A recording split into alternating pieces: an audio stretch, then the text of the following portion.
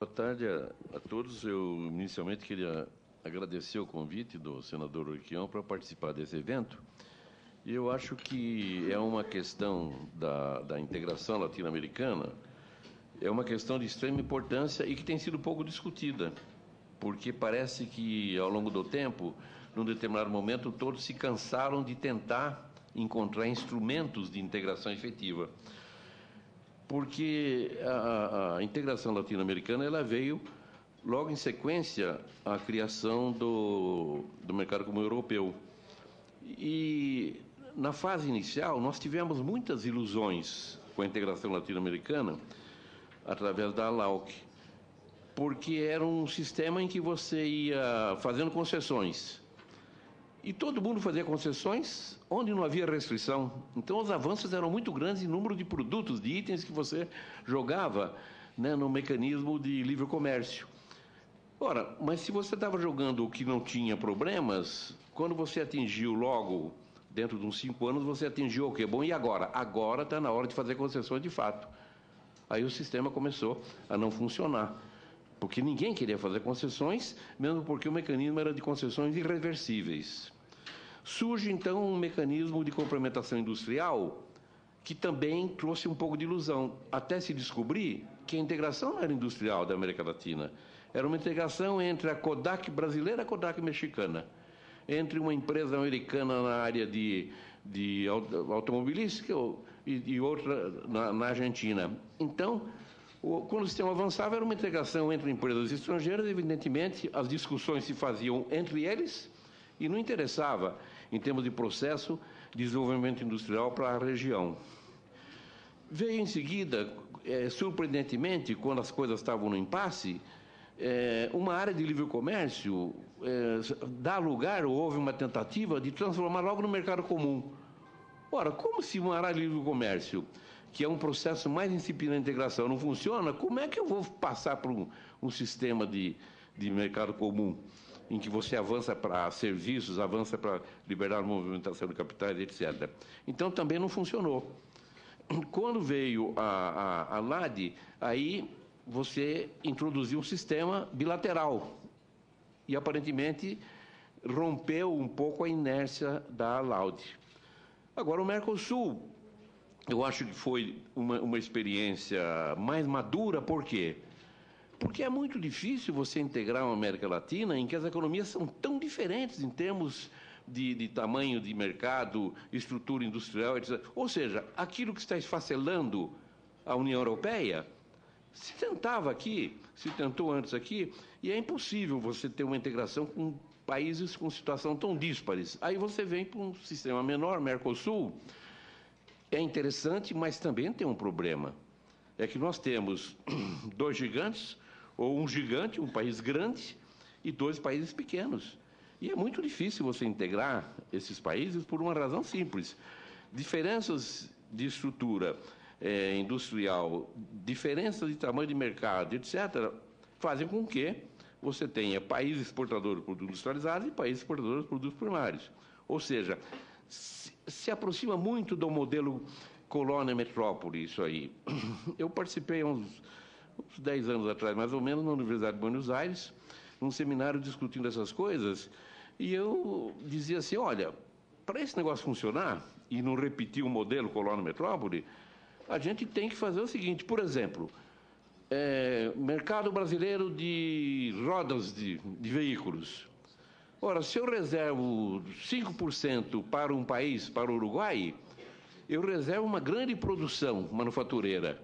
E 5% para mim não é nada. Ou seja, através de investimentos conjuntos, você fazer algum tipo de reserva assim, é mais ou menos como você faz com a Argentina. Mas fazer com a Argentina, Brasil e Argentina, os demais ficam aonde? Ficam na geral, né?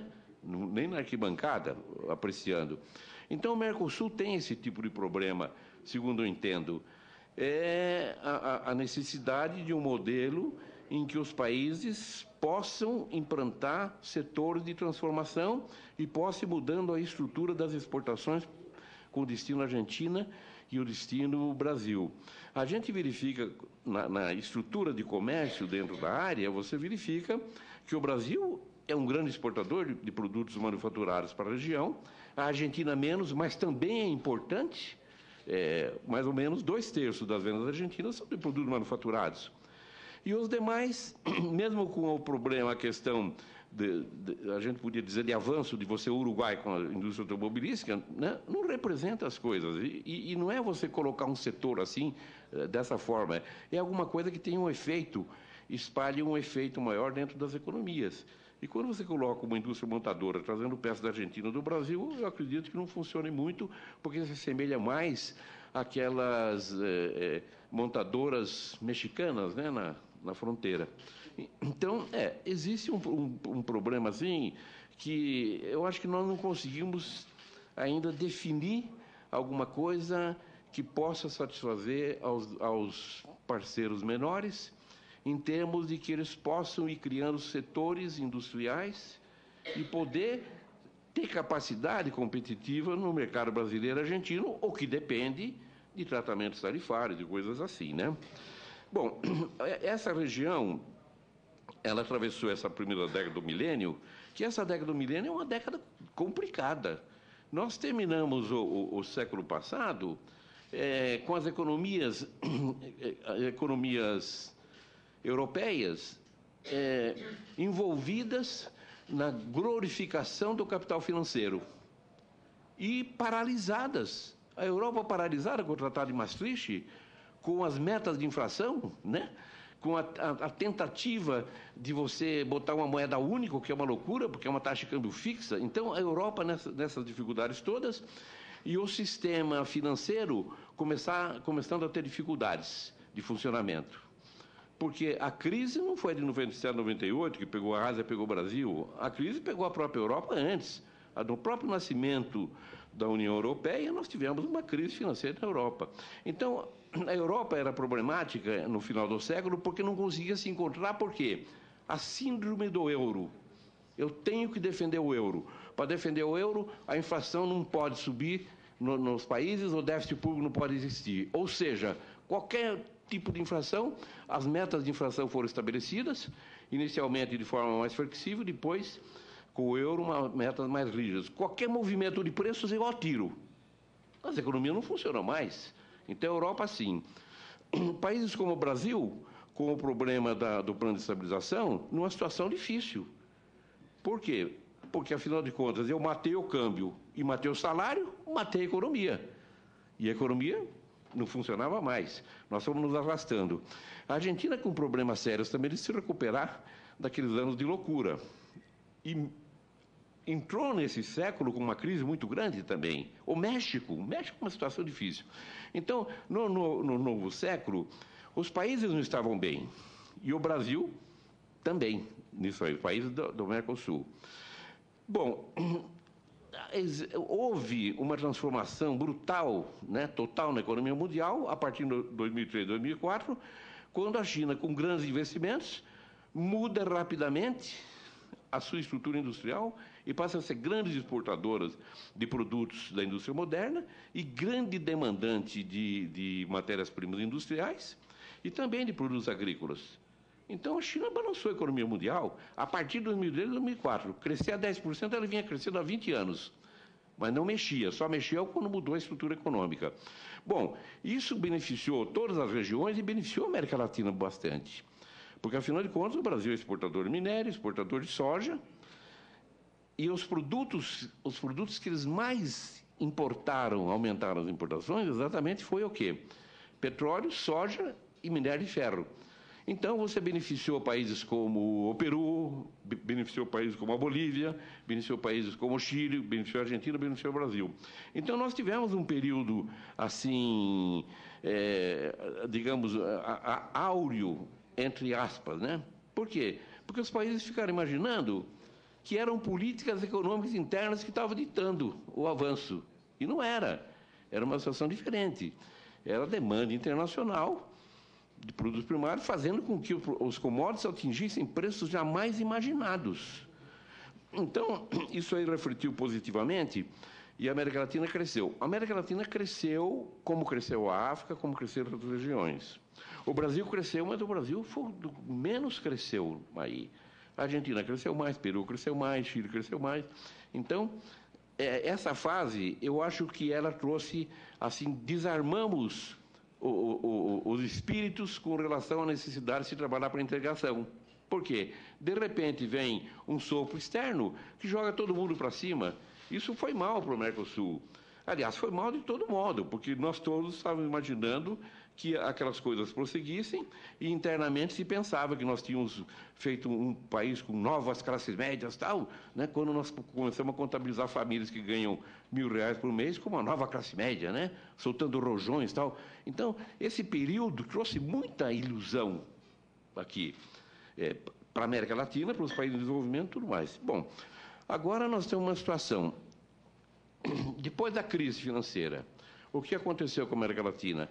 Ela cresceu a América Latina, Mercosul, cresceram um pouco mais que outros, mas todos com taxas muito baixas, em torno de 20% a 30%, se você tem 2008, 2011, esse período. Outras regiões cresceram menos, porque estamos num momento assim em que não se sabe para onde o mundo vai, né? Mas a América Latina não fez feio por enquanto. Bom, por que não fez feio por enquanto? Porque a China estava bancando ainda a demanda de matérias-primas, de petróleo, de minério de ferro e de soja. Tanto é que os preços caíram com a crise e recuperaram imediatamente. E as bolsas, na euforia disso aí, recuperaram também rapidamente. O volume de operações de derivativos, da ordem de 600 trilhões de dólares, caiu com a crise e recuperou rapidamente. Ou seja, a crise passou, agora estamos numa boa outra vez. E a especulação financeira volta. Bom, mas não é bem assim. Por quê? Porque a crise está aí. A Europa está naqueles problemas de tentar manter uma moeda única, o que é absolutamente impossível. Os países que aumentaram muito a dívida nesse período aí, antes da crise, foram França e Alemanha, e estão pegando os coitadinhos para apanhar. Os países que estão apanhando lá devem pouco para os bancos, devem pouco para os mercados internacionais e devem mais em moeda local, o que não é problema. Dentro da dívida, os governos devem pouco, ou seja, eu pego a Itália, deve pouco? Deve. Deve mais para quê? Para os bancos internos. Pouco para os bancos externos, pouco para o mercado internacional de títulos e mais para o mercado interno de títulos. E dessa dívida, os governos têm uma participação pequena também.